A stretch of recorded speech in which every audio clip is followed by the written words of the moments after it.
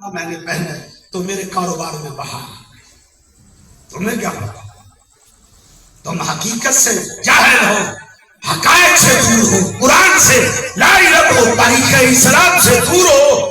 تم نے ان کی زندگیاں نہیں پڑھی، ان نفوس قدسیہ کی سیرت سے تم دور ہو جنہوں نے محمد رسول اللہ صلی اللہ علیہ وسلم کے سامنے گھٹنے ٹیک کے دین کو سیکھا تھا، اسلام کو سیکھا تھا.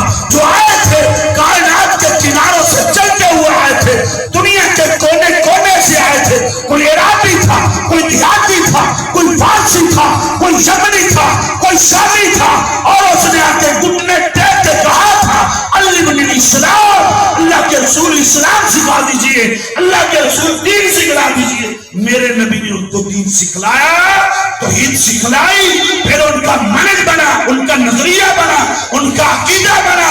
اور عقیدہ کیا بنا؟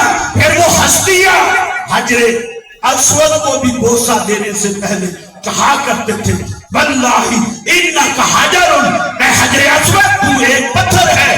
تو یہ نہ سمجھنا تجھے دنیا چومتی ہے،